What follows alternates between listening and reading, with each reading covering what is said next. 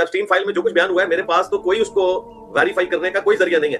اس میں تو پاکستان کے کئی پولیٹیشینز کے نام مینشن ہوئے ہیں, عمران خان صاحب کا نام مینشن ہوا ہے, ٹھیک ہے, اس میں شاہ محمود قریشی کا نام مینشن ہوا ہے, اس میں مینشن ہوا ہے. تو میں کیسے وثوق کے ساتھ کہہ دوں کہ جس کے نام اس میں آ گئے ہیں وہ سارے کے سارے اس برائی میں مبتلا ہیں؟ میرے پاس کون سی ایسی دلیل ہے میرے بھائی؟ اسلام نے تو ہمیں یہ بتایا کہ اگر کسی کے اوپر آپ نے بدکاری ثابت کرنی ہے تو کم از کم 4 گواہ لے کر آئیں گے. 4 میں سے 3 گواہ بھی اگر آپ کے پاس ہیں اور تینوں سچے ہیں اور چوتھا گواہ گواہی نہیں دیتا تو آپ کسی کے بارے میں اس طرح فیصلہ نہیں کر سکتے, الٹا ان 3 گواہوں کو کوڑے لگائے جائیں گے. اللہ یہ کہ میرے نزدیک آج کے اس ماڈرن دور کے اندر اگر کوئی ویڈیو اویلیبل ہے ایسی جو فورینسک کروانے کے بعد واقعی ثابت ہو جائے کہ اس ویڈیو کے اندر کسی شخص نے فلاں کے ساتھ زبردستی برائی کی ہے, تو وہ ایک ایسا ثبوت ہو سکتا ہے جو 4 گواہوں کے ایکویلنٹ ہو سکتا ہے. اس کے علاوہ کوئی ثبوت ایسا نہیں ہے جس کی بنیاد کے اوپر آپ کسی کے بارے میں فیصلہ کر دیں کہ وہ اس برائی میں مبتلا ہے یا نہیں مبتلا.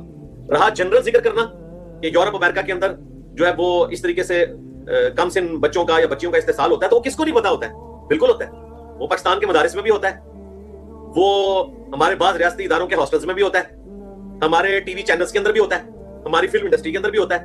تو صرف ایک ایپسٹین فائلز کو سنگل آؤٹ کرنا تو اس میں کوئی نئی انفارمیشن تو نہیں ہے. رہا معاملہ کہ اسپیسیفکلی ان فائلز کو بنیاد بنا کے کسی شخص پہ انگلی رکھ کے کہا جائے کہ وہ اس میں انوالو ہے, تو اس کی ہمیں اسلام اجازت نہیں دیتا جب تک کہ ہمارے پاس مکمل ثبوت نہ ہو. ٹھیک ہے, آپ کے نزدیک ہو سکتا ہے وہ چیز ثابت ہوئی ہو کہ آپ اس کو ثبوت کے طور پہ پیش کر سکتے ہو. میرے نزدیک نہیں ہے کہ میں بعض ان فائلوں میں کسی کا نام آنے کے اوپر اس کے اوپر جو ہے وہ بدکاری کا الزام لگا دوں. یہ بہت سینسٹیو معاملہ ہے. اب ویسے جنرل ذکر تو سارے لوگ کر رہے ہیں, میں بھی کر لوں گا, اس سے کیا فرق پڑے گا؟ اس سے بڑے بے حیائی کے کام وہاں پہ ہو رہے ہیں. ہمارا کام یہ کہ ہم لوگوں کو بتائیں کہ یہ دین ہے اور یہ شیطانی راستہ ہے, وہ تو ہم اکثر بتاتے ہیں. سب سے زیادہ سیکس ڈسپلن کے اوپر میں نے گفتگو کی ہوئی ہے, مختلف اوقات میں کی ہوئی ہے. تو اس میں بھی انشاءاللہ تعالی میں جب موقع بہتر سمجھوں گا میں انشاءاللہ اس کے اوپر بھی گفتگو کر دوں گا. میں اس کو اس لیے ٹاپک نہیں بنا رہا ہوں کہ اس میں لوگ سننا چاہ رہے ہیں کہ جی اس فائل میں جن لوگوں کے نام آئے تو میں ان کو بدکار کہنا شروع کر دوں. تو میرے بھائی اگر یہ کوئی کام کر رہے ہیں نا تو وہ خود جہنم کا مستحق ہے, بغیر دلیل کے کسی کے اوپر الزام لگانا. اور ایپسٹین فائل میں آ جانا کوئی دلیل نہیں ہے شرعی اعتبار سے.